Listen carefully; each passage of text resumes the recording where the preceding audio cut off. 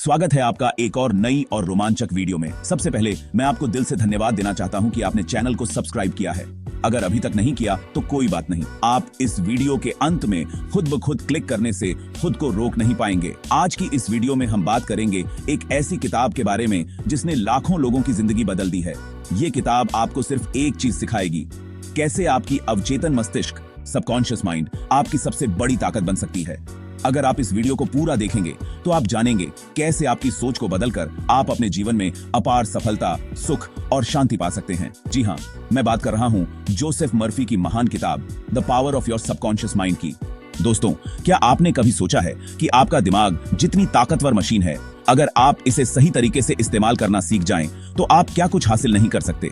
इस किताब के हर पन्ने में वह शक्ति है जो आपकी जिंदगी की दिशा बदल सकती है। इसलिए इस वीडियो को अंत तक जरूर देखें, क्योंकि मैं आपको बताने वाला हूं कि इस किताब के कौन से अध्याय आपकी जिंदगी में किस तरह के बदलाव ला सकते हैं। ये जानकारी आपकी सोचने की पूरी प्रक्रिया को बदल देगी। पहला अध्याय हमें यह सिखाता है कि हमारा अवचेतन मस्तिष्क दरअसल एक खजाना है। यह वही जगह है जहां हमारी सारी इच्छाएं, सपने और डर छिपे हुए हैं। जोसेफ मर्फी हमें बताते हैं कि जैसे जैसे हम अपनी अवचेतन मस्तिष्क से जुड़ना सीखते हैं, वैसे वैसे हम अपनी असली क्षमता को पहचानते हैं। अगर आप इस खजाने का इस्तेमाल करना सीख लें तो कुछ भी असंभव नहीं है। चैप्टर 2, आपकी सोच से बनती है आपकी वास्तविकता, हाउ योर माइंड वर्क्स। दूसरा अध्याय हमें बताता है कि हम जो सोचते हैं वही हमारी हकीकत बन जाती है। अगर आप अपनी सोच को सकारात्मक बनाए रखते हैं तो आपके जीवन में सकारात्मक चीजें ही घटेंगी, लेकिन अगर आपकी सोच नकारात्मक हो तो परिणाम भी नकारात्मक ही होंगे। मर्फी बताते हैं कि हमारे दिमाग की सोचने की प्रक्रिया को सही दिशा में मोड़ने से हम हर परिस्थिति का सामना आत्मविश्वास के साथ कर सकते हैं। चैप्टर 3, अवचेतन को रीप्रोग्राम करना, the miracle working power of your subconscious. तीसरे अध्याय में एक चमत्कारी तरीका बताया गया है कि कैसे हम अपनी अवचेतन मस्तिष्क को रीप्रोग्राम कर सकते हैं। इसका मतलब है कि अगर आप खुद पर विश्वास करना शुरू कर दें और अपने अवचेतन मस्तिष्क को सकारात्मक निर्देश दें, तो आप अपने जीवन में चमत्कार देख सकते हैं। चाहे वो करियर हो, रिश्ते हो या आपकी सेहत, सब कुछ बेहतर हो सकता है। चैप्टर 4, मानसिक चित्रण की शक्ति, मेंटल हीलिंग्स इन एंशिएंट टाइम्स। चौथा अध्याय हमें प्राचीन समय की मानसिक चिकित्सा की तकनीकों के बारे में बताता है। ये अध्याय कहता है कि आप अपने दिमाग में सही चित्रण, विजुअलाइजेशन करें और अपने लक्ष्य को ऐसे देखें जैसे वह पहले ही हासिल हो चुका है। इस तकनीक का इस्तेमाल करके आप अपने जीवन में अद्भुत परिणाम पा सकते हैं। चैप्टर 5, विश्वास और आत्मविश्वास की शक्ति, practical techniques in mental healings. पांचवां अध्याय हमें सिखाता है कि विश्वास ही सफलता की कुंजी है। जब आप खुद पर, अपनी क्षमता पर और अपने सपनों पर विश्वास करते हैं, तभी आप उन्हें साकार कर पाते हैं। मर्फी हमें बताते हैं कि जितना ज्यादा आप अपनी क्षमताओं पर भरोसा करेंगे, उतनी ही जल्दी आपकी अवचेतन मस्तिष्क आपकी मदद करेगी। चैप्टर 6, नींद के दौरान अवचेतन मस्तिष्क का प्रयोग, the subconscious mind and sleep. छठे अध्याय में एक बहुत दिलचस्प तथ्य बताया गया है। आपकी नींद के दौरान भी आपकी अवचेतन मस्तिष्क काम करती है। जब हम सोते हैं तब भी हमारा दिमाग हमारे सोचने की प्रक्रिया को संभाल रहा होता है। अगर आप सोने से पहले सकारात्मक सोच और इच्छाएं अपने दिमाग में डालें, तो आपकी अवचेतन मस्तिष्क रात भर उन पर काम करती रहती है और अगली सुबह आप खुद को और भी मजबूत महसूस करेंगे। चैप्टर 7, धन और सफलता की कुंजी, how to use your subconscious mind for wealth. 7वें अध्याय में मर्फी हमें बताते हैं कि हम अपनी अवचेतन मस्तिष्क का इस्तेमाल करके अपने जीवन में धन और सफलता को आकर्षित कर सकते हैं।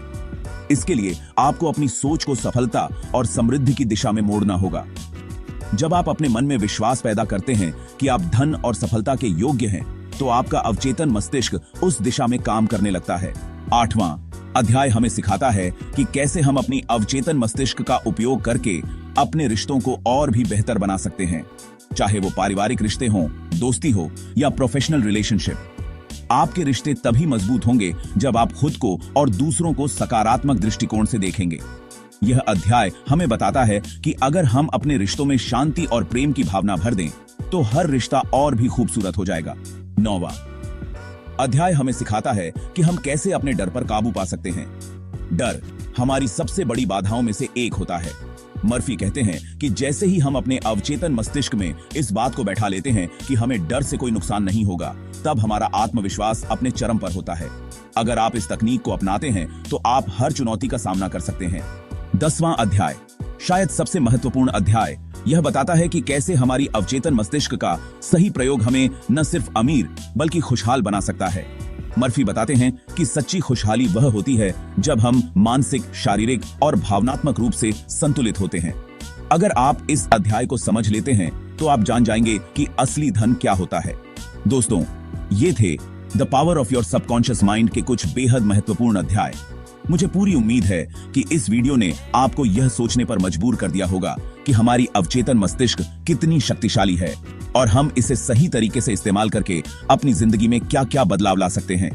अगर आपको यह वीडियो पसंद आया हो तो इसे लाइक करना बिल्कुल मत भूलिए। नीचे कमेंट सेक्शन में मुझे जरूर बताइए कि अगली बार आप किस किताब पर वीडियो देखना चाहेंगे।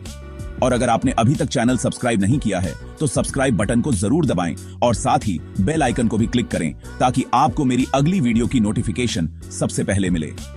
आज के लिए इतना ही। अगली बार मिलते हैं एक और नई और रोमांचक किताब के साथ। तब तक याद रखें, आपके भीतर आपकी सबसे बड़ी शक्ति है और वह है आपकी अवचेतन मस्तिष्क। इसे जगाएं और अपनी जिंदगी को बदलें। धन्यवाद।